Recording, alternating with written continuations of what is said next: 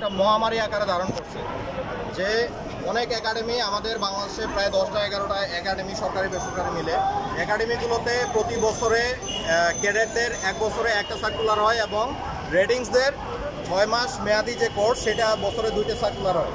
তো এই বছরে আমাদের অলরেডি একটা সার্কুলার কিন্তু দেওয়া হয় নাই এবং সেটা ডিলে করে এটা এই বছরে একটা সার্কুলার দেওয়া হয়েছে এবং এই সার্কুলারটার কারণে আমরা আসলে এই আন্দোলন আমরা ডাকছি যে আমাদের অনেক এই যারা ফ্রেশার আছে যারা এখনও জাহাজে উঠে নাই এরা প্রায় 2 বছর 3 বছর ধরে বাসায় মানে অমানবিক জীবনযাপন করতেছে।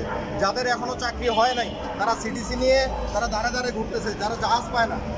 তো আমরা এই আন্দোলনের আমাদের মূল উদ্দেশ্য হলো যে আমরা বাংলাদেশি নাগরিক বাংলাদেশি নাগরিক হিসেবে আমাদের অধিকার দেশের কোম্পানিতে আমাদের কোনো অধিকার বাংলাদেশি জাহাজে আমরা চাকরি করতে পারছি না। এখানে শুধু সরকারি যে একাডেমিগুলো থেকে যারা পাস করে বেরোচ্ছে তাদেরকে সুযোগ দেওয়া হচ্ছে, কিন্তু বেসরকারি যে মেরিন একাডেমি আমরা যারা কোর্স করে বাইরে হয়ে আসতেছি তাদেরকে সুযোগ দেওয়া হচ্ছে না। যদিও তারা একটা আইন করে রাখছে যে এখানে শুধু সরকারি মেরিন একাডেমি চাকরি পাবে রেটিংস এবং ক্যাডেট, কিন্তু প্রাইভেট বেসরকারি যারা আছে যেই নাবিকগণ তারা কিন্তু বেসরকারি নাবিকগণরা তারা কিন্তু জাহাজে চাকরি পাচ্ছে না সরকারি জাহাজগুলো। আমাদের দাবি হলো যে এই যে বৈষম্যটা আমাদের সরকারি এবং বেসরকারি আমাদের ট্রেনিং এবং সার্টিফিকেশন সিস্টেম সম্পূর্ণ এক এবং প্রশিক্ষণ সিস্টেমটাও এক, তাহলে আমাদের মধ্যে দেশের নাগরিক হিসেবে কেন বৈষম্য থাকবে? আমরা বাংলাদেশি জাহাজে উঠতে পারবো না? তো আমাদের এটা হলো আমাদের 1 নম্বর দাবি যে আমাদের মধ্যে কোনো বৈষম্য থাকা যাবে না। আমরা ইতিমধ্যে আজকে আমরা সকালে 9টার দিকে আমরা ডিজিতে কথা বলছি। তো ডিজি আমাদের তাদের অথরিটি নিয়ে একটা মিটিং করছে, সেখানে আমি উপস্থিত ছিলাম এবং পরবর্তীতে সরকারি মেরিন একাডেমির যে এনএমআইয়ের অনেক স্টুডেন্ট সেখানে ছিল, 2 জন ছিল।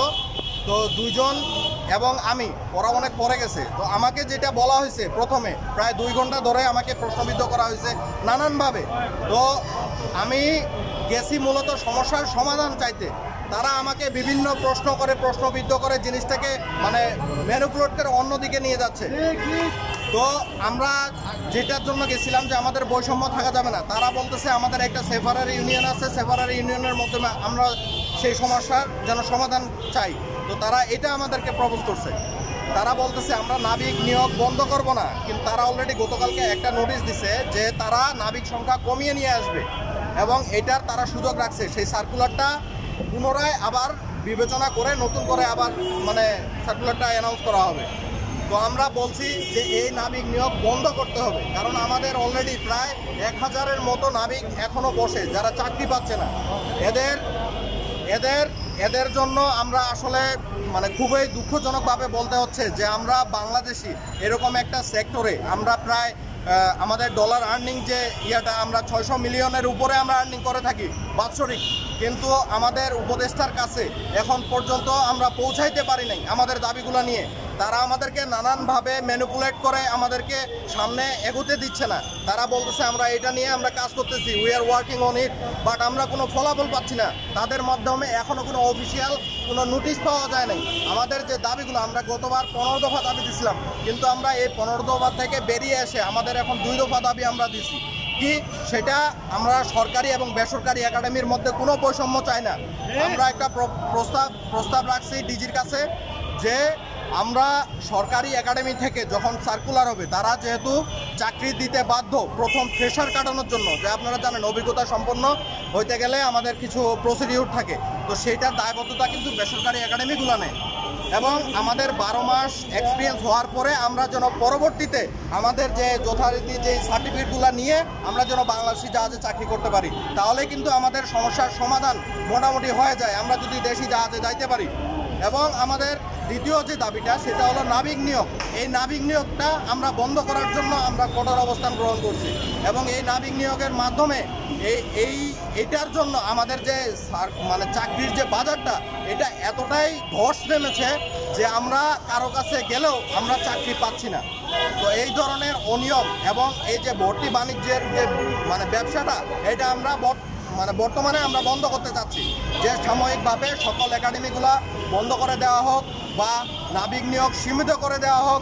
এই ধরনের আমরা একটা সমাধান আমরা অফিসিয়ালি ডিজির কাছে আমরা চাই এবং সেটা তারা নোটিশ আকারে যত দ্রুত সম্ভব আমাদেরকে জানান। এই দুইটা দাবি নিয়ে আমরা সমাধান চাচ্ছি এবং পরবর্তীতে যদি এই দুইটা সমাধান তারা না দিতে পারে ইমিডিয়েটলি, তাহলে আমরা সচিবালয়ে আমরা আমাদের দাবি প্রস্তাবনা আমরা রাখবো। আপনারা কি প্রত্যেকে মেরিন ইঞ্জিনিয়ার? জি, এখানে সবাই আমরা মেরিন প্রফেশনাল, সবাই মেরিন ইঞ্জিনিয়ার। আমাদের দুইটা সেকশন আছে, একটা হলো অফিসার, একটা হলো রেডিংস। তো অফিসারদের কিন্তু মানে 2 বছর ট্রেনিং করতে হয়, আর আমাদের রেডিংসদের 6 মাস মেয়াদি কোর্স করতে হয়। আমাদের এই রেডিংসের সংখ্যা এত পরিমাণে বেড়ে গেছে যে আমরা এখন চাকরির জন্য মানে দাঁড়ে দাঁড়ে ঘুরতে হচ্ছে ভিখারির মতো। আমাদেরকে চাকরি দেওয়া হচ্ছে না। এজেন্সিতে গেলে তারা বলে আমাদের দেশি ফ্ল্যাগে যাওয়ার একটা বাধ্যবাধকতা আছে যে আমরা চাইলেই যাইতে পারি না। আবার বেসরকারি আমাদের প্রতিষ্ঠানে গেলে অনেক মেরিন এজেন্সি এখানে হিডেন চার্জ রাখে যে আমরা টাকা পয়সা, অনেকে অবৈধভাবে টাকা পয়সা চাচ্ছে। তো আমরা কিন্তু অলরেডি 6-7 লক্ষ টাকা দিয়ে কোর্স করে আমরা আসছি। তারপরেও যদি তারা আরও 3-4 লক্ষ টাকা চায়, তাহলে আমরা কোথা থেকে এনে দিব চাকরির জন্য? মেরিন ছাড়া কি আর কেউ আছেন আপনাদের সাথে? অন্য কোনো প্রফেশন এখানে নেই, আমরা সবাই এখানে নাবিক এবং আমাদের এখানে অনেক সিনিয়র আছে, অনেক জুনিয়র আছে, ম্যাক্সিমাম এখানে সবাই ফ্রেশার। মূলত আমরা তাদেরকে নিয়েই এই দাবিগুলো আমরা ডিজি শিপিং এর কাছে আমরা প্রস্তাব রাখছি। আপনার নাম কি? সাব্বির হোসেন। আপনার একটা কমিটি তো অবশ্যই আছে মনে হয়, কয়েকজনের নাম বলেন। জি, এখানে আমরা আমাদের সাথে আছে IMTA মেরিন একাডেমির সচিব আছে এবং এখানে আমার সিনিয়র ভাই আছে আলমগীর হোসেন এবং এখানে আছে ইমরান। তো আমরা সকলেই মোটামুটি সবাই মিলে আমরা এই উদ্যোগ নিচ্ছি যে আমরা এই অনিয়ম, এই দুর্নীতি, এই ব্যবসাগুলা, এই ভর্তি বাণিজ্য নিয়ে যে ধরনের অনিয়মগুলো চলতেছে আমরা এগুলো বন্ধ করতে চাই এবং এর সমাধান চাই। Thank you.